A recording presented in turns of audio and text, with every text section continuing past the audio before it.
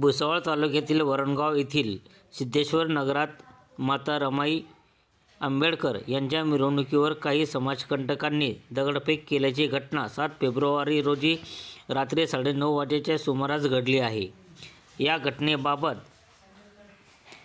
Varangaon police ठाण्यामध्ये गुन्हा दाखल करण्यात आला असून संशयित आरोपी मात्र अद्यापपर्यंत अटक केली नाही।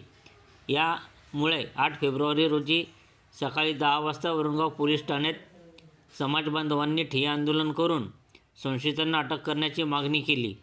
जिल्हा पोलीस अधीक्षक डॉक्टर महेश्वर रेड्डी, भुसावळ विभागीय पोलीस अधिकारी कृष्णांत पिंगळे यांनी संशयितांना लवकर अटक करण्यात येईल असे आश्वासन दिल्यानंतर परिस्थिती नियंत्रणात आली। यावेळी संविधान आर्मीचे संस्थापक अध्यक्ष जगन सोनवणे, जयंत्योत्सव समिती अध्यक्ष बाळा पवार, सुदाम सोनवणे, सुनील डोरे यांच्यासह समाजबांधव मोठ्या संख्येने उपस्थित होते। अंजनाबाई गौतम जोरे, दुर्गा सुनील भालेराव, उत्तम जोरे, अजय बोदडे, प्रकाश जोरे, संजीवनी वाघ, आशिष भालेराव, सोनू भालेराव हे या दगडफेकीत जखमी झाले आहे।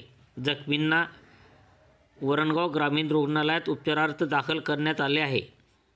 संघर्ष न्यूज माझाकरिता मी सुनील आराग, भुसावळ। करतो केली मिलिंद भाई, आपण सगळे करतो केली भगवान भाई, आपण आम्ही जात पातनी धर्म पातनी बाबासाहेबांचं, परंतु राष्ट्रमाता मासाहेब रमाईच्या विटंबनेच्या समाजकंटकांना जोपर्यंत अटक होत नाही तोपर्यंत जगन सोनवणे देखील या ठिकाणी बसणार आहे। तुम्ही सर्वांनी शांततेचं सहकार्य करा।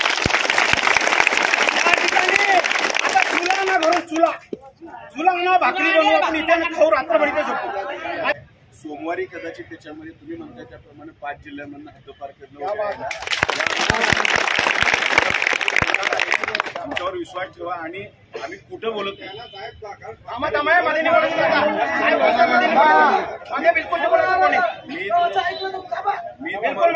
मी तुम्हाला सगळ्यांना या ठिकाणी माझ्या काही माता भगिनी बसलेल्या आहेत, काही तरुण मित्र बसलेले आहेत, त्यांना सगळ्यांना सांगायचं आहे की जो आरोपी आहे त्या आरोपीचं नक्कीच सोमवारी किंवा मंगळवार फार तो सोमवारपर्यंत त्याच्या पलीकडे जाणार नाही। आणि तुम्ही इथंच आहात, आम्ही पण इथं आहोत, त्यामुळे खोटं बोलणं किंवा तुमची दिशाभूल करणं यातनं आम्हाला काही मिळणार नाही।